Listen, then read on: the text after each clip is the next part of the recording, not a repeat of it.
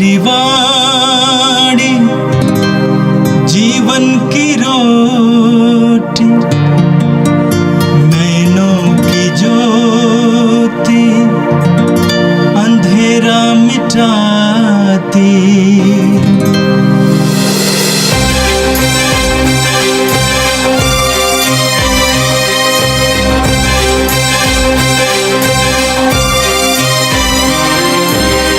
प्रभु तेरी वाणी जीवन की रोटी, नैनों की ज्योति अंधेरा मिटाती। प्रभु तेरी वाणी जीवन की रोटी, नैनों की ज्योति अंधेरा मिटाती। वाणी वाणी वाणी वाणी वाणी पवित्र है, शाश्वत है, जीवन का मन्ना है। 11 फरवरी शुक्रवार, पहला पाठ ईसायाह का ग्रंथ अध्याय 66 पद संख्या 10 से 14। यरूशलेम के साथ आनंद मनाओ, तुम जो यरूशलेम को प्यार करते हो उसके कारण उल्लास के गीत गाओ। तुम जो उसके लिए विलाप करते थे उसके कारण आनंदित हो जाओ, जिससे तुम उसकी संतान होने के नाते सांत्वना का दूध पीते हुए तृप्त हो जाओ और उसकी गोद में बैठकर उसकी महिमा पर गौरव करो। क्योंकि प्रभु यह कहता है, मैं शांति को नदी की तरह और राष्ट्रों की महिमा को बाढ़ की तरह यरूशलेम की ओर बहा दूंगा। उसकी संतान को गोद में उठाया और घुटनों पर दुलारा जाएगा। जिस तरह माँ अपने पुत्र को दिलासा देती है, उसी तरह मैं तुम्हें सांत्वना दूंगा। तुम्हें यरूशलेम से दिलासा मिलेगा। तुम्हारा हृदय यह देखकर आनंदित हो उठेगा। तुम्हारी हड्डियाँ हरी भरी घास की तरह लहलहा उठेगी। प्रभु अपने सेवकों के लिए अपना सामर्थ्य, किंतु अपने शत्रुओं पर अपना क्रोध प्रदर्शित करेगा। ये प्रभु की वाणी है। संत योहन के अनुसार पवित्र सुसमाचार अध्याय 2 वाक्य 1 से 11 तक। तीसरे दिन गलीलिया के काना में एक विवाह था। ईसा की माता वहीं थीं। ईसा और उनके शिष्य भी विवाह में निमंत्रित थे। अंगूरी समाप्त हो जाने पर ईसा की माता ने उनसे कहा, उन लोगों के पास अंगूरी नहीं रह गई है। ईसा ने उत्तर दिया, भद्रे, इससे मुझको और आपको किया। अभी तक मेरा समय नहीं आया है। उनकी माता ने सेवकों से कहा, वे तुम लोगों से जो कुछ कहें वही करना। वहां यहूदियों के शुद्धिकरण के लिए पत्थर के 6 मटके रखे थे। उनमें 2-2, 3-3 मन समाता था। ईसा ने सेवकों से कहा, मटकों में पानी भर दो। सेवकों ने उन्हें लबालब भर दिया। फिर ईसा ने उनसे कहा, अब निकालकर भोज के प्रबंधक के पास ले जाओ। उन्होंने ऐसा ही किया। प्रबंधक ने वो पानी चखा जो अंगूरी बन गया था। उसे मालूम नहीं था कि वह अंगूरी कहाँ से आई है। जिन सेवकों ने पानी निकाला था वे जानते थे। इसलिए प्रबंधक ने दूल्हे को बुलाकर कहा, सब कोई पहले बढ़िया अंगूरी परोसते हैं और लोगों के नशे में आ जाने के बाद घटिया। आपने बढ़िया अंगूरी अब तक रख छोड़ी है। ईसा ने अपना यह पहला चमत्कार गलीलिया के काना में दिखाया। उन्होंने अपनी महिमा प्रकट की और उनके शिष्यों ने उनमें विश्वास किया। ये प्रभु का दिव्य सुसमाचार है। ख्रिस्त प्रभु की जय। मेरे प्रिय भाई और बहनों, आज हम एक महत्वपूर्ण पर्व मनाते हैं, लूर्द की मां मरियम का पर्व। फ्रांस के लूर्द नामक जगह पर एक छोटी सी बालिका को प्रभु यीशु की मां मरियम ने दर्शन दिया। एक बार नहीं बल्कि बार बार दर्शन दिया। हमें चारों ओर सुनने को मिलता है कि संसार के विभिन्न जगहों पर मां मरियम ने अपने भक्तों को, विश्वासियों को दर्शन दिया है। जैसे फातिमा में, मजुगोरे में, वेलांकन्नी में, अलग अलग जगहों पर सैकड़ों लोगों को, विश्वासियों को मां मरियम ने दर्शन दिया है। ऐसा क्यों? हमने कभी नहीं सुना है कि संत पेतरुस ने या पौलुस ने या संत जोसेफ ने इस प्रकार भक्तों को दर्शन दिया है। माता मरियम ही क्यों बार बार दर्शन देती है?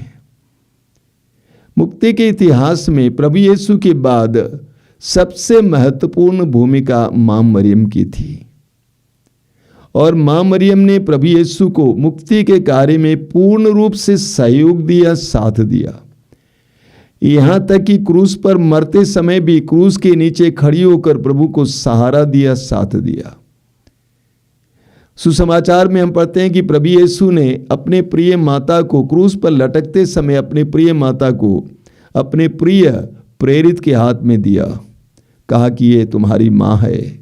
सुसमाचार में बताता है कि उस समय से यूहन्ना ने मरियम को अपने यहां आश्रय दिया। मां मरियम कलीसिया की अभिन्न अंग है।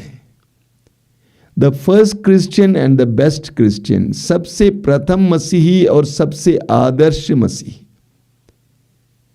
कलीसिया में उनकी बहुत बड़ी भूमिका है। प्रेरित चरित्र में आप पढ़ते हैं, पेंतकोस्त के पहले पवित्र आत्मा के प्रतीक्षा में जब शिष्य बैठे थे, मां मरियम ने उनकी अगुवाई की। इसीलिए कलीसिया में उनकी भूमिका बहुत बड़ी है। दूसरा कारण, वो मां हमारे लिए निरंतर प्रार्थना करती रहती है। कलीसिया के लिए एक सुंदर मध्यस्थता है।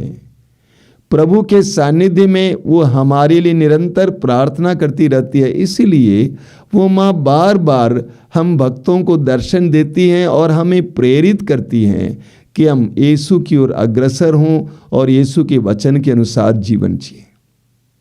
आज हम लूर्द की मां मरियम का पर्व मनाते हैं।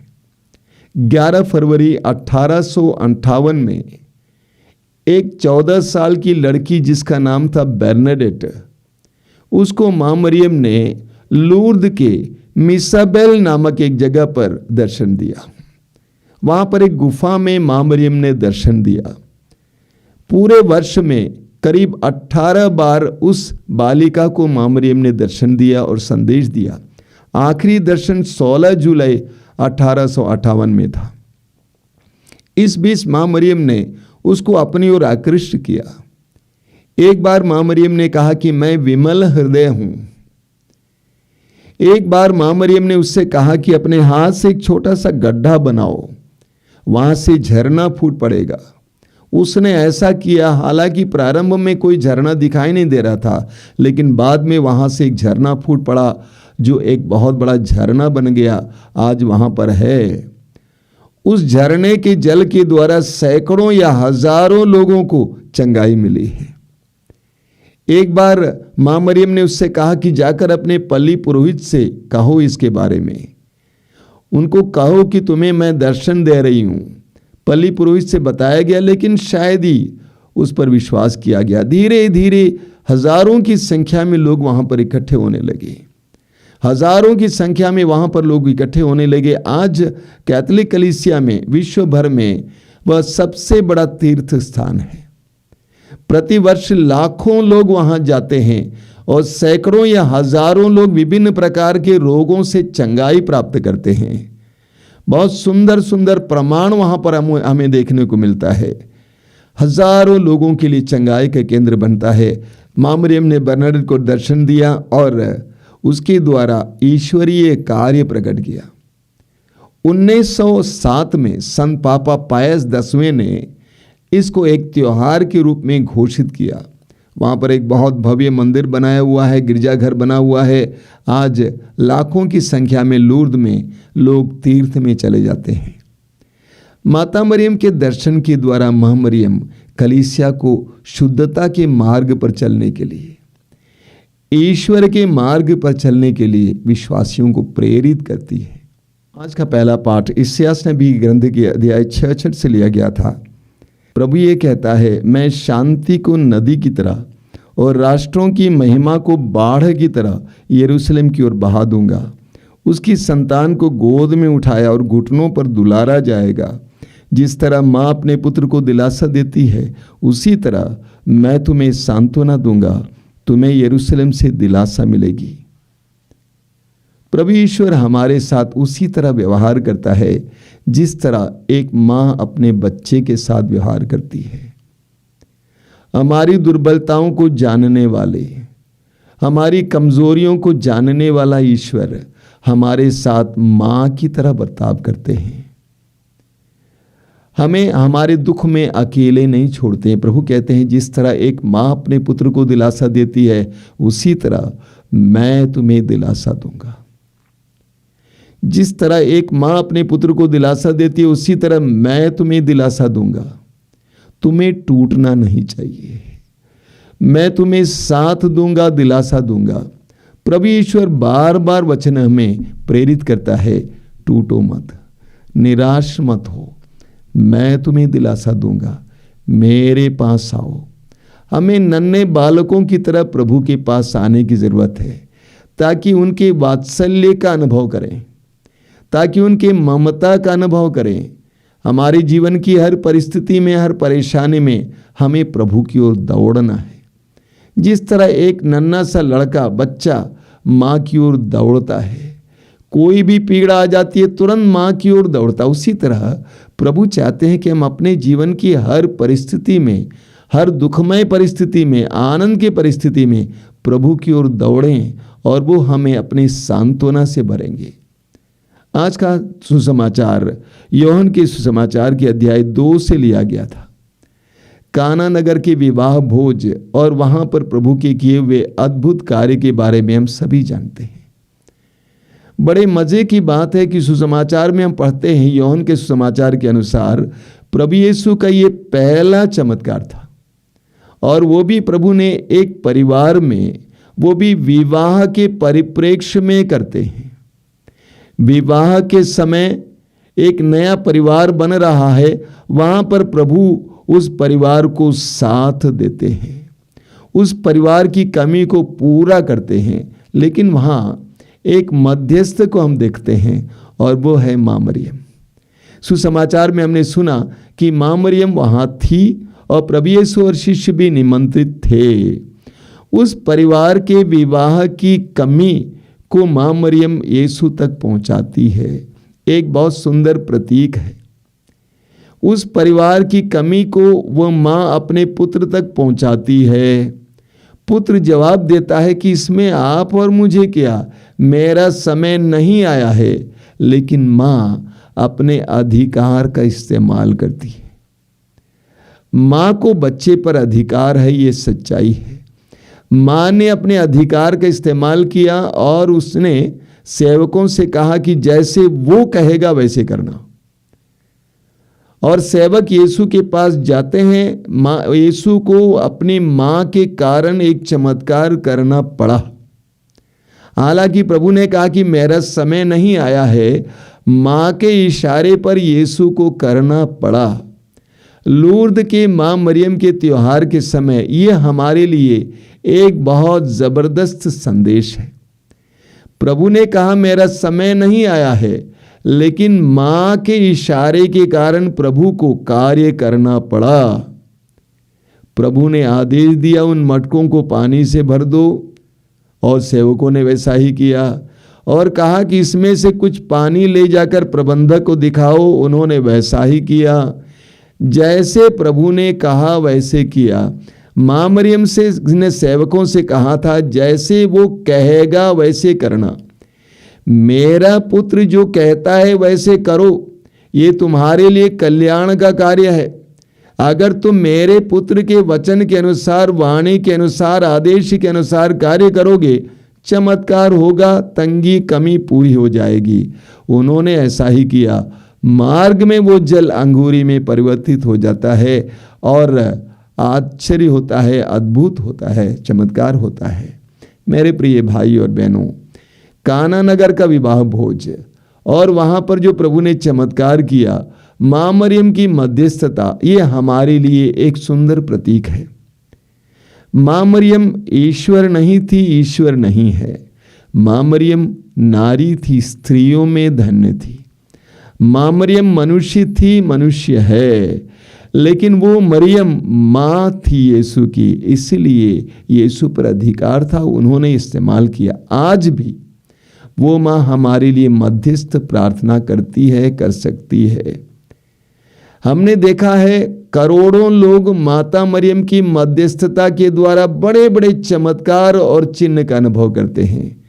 कई मसीही लोग इस बात को मानने को तैयार नहीं हैं, लेकिन सच्चाई यह है कि माँ अपने पुत्र के साथ स्वर्ग में है और वो सदा हमारे लिए मध्यस्थता करती रहती है। और वो माँ हमें याद दिलाती है, जैसे मेरा पुत्र कहता है वैसे करो, मेरे पुत्र के आदेशों का पालन करो, तुम्हारे जीवन में कल्याण होगा।